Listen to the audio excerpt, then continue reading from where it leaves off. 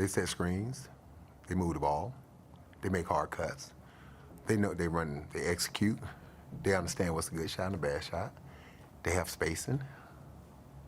All the things that we work with our young guys on every single day. You've seen that from any of the young guys?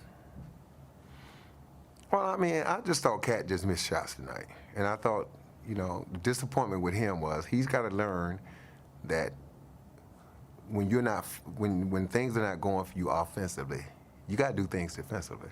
It was probably his worst game defensively as far as carrying out his assignments. Because I think he just got caught up in, he's so used to making that elbow jump shot. And when he started missing it, I just think he got so concerned, and we just kept telling him, you got to play both ends. You got to forget that. I don't say anything. It's going to be nice with the ball. Guys, we held them to 42%.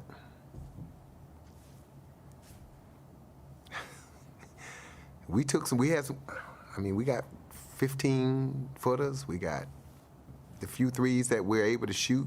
They were open.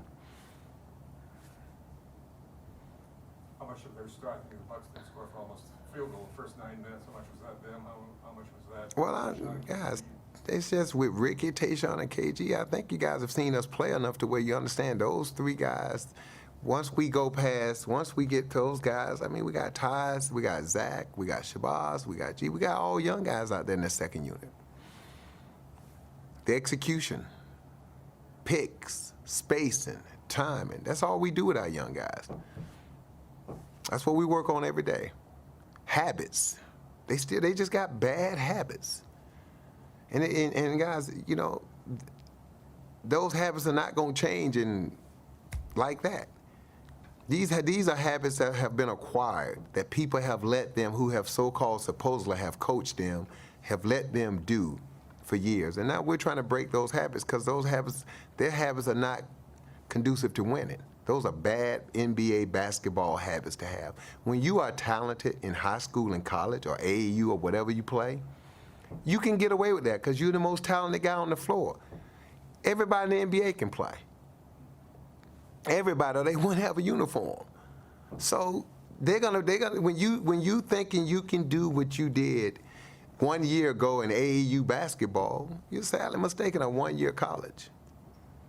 Guys, I played 4 years of college. I was joking with some of the coaches. I walked around humped over all the time because all we did was slide drills. So when I got on the court, I didn't know anything else but to get in the stance on offense and defense. Look how many times our guys are standing straight up. And we show it to them on tape. We work on it every day. Why do you think we in training camp, we did sliding drills? You think I did that because I'm stupid?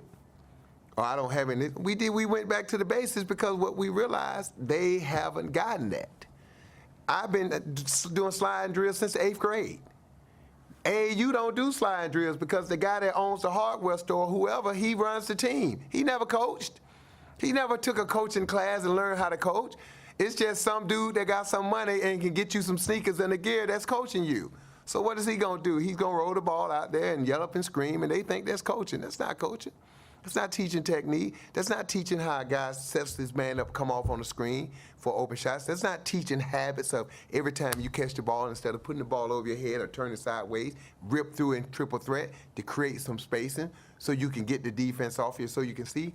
Those are habits. Our guys' habits right now, when they catch the ball, they do this. That's what you do in AAU basketball. So we're trying to break all those habits.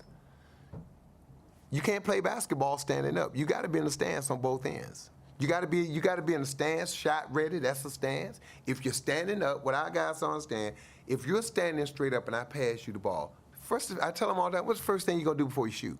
Bend your knees. Get ready.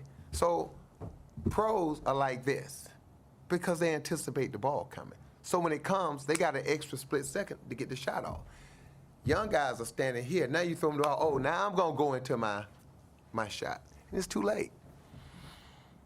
Sam, when Carl's not hitting those jumpers, do you want to see him go into the basket a little bit more, try to get something around? Well, we want to see him move the ball to the weak side and do some other things. And he did a couple times, but guys, you run plays to get great shots.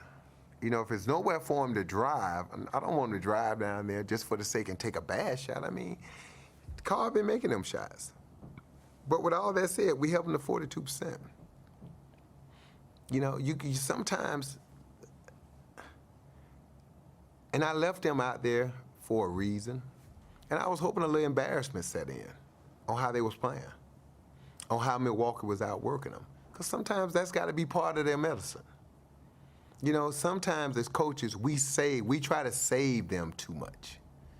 We don't want their feelings to get hurt. We don't want them to get embarrassed. Sometimes when you get your butt kicked, you need to be embarrassed. That's how you wake up. You know, every coach in that locker room that played basketball on a high level done got their butt kicked. They've been nice where I wanted to crawl under the floor and dig a hole and crawl home. That's how bad I played. But those nights stuck with me. And some nights, you know, coach left me out there. And he tell me after the game, I left you out there because don't let this happen to you again. So sometimes you got to leave them out there.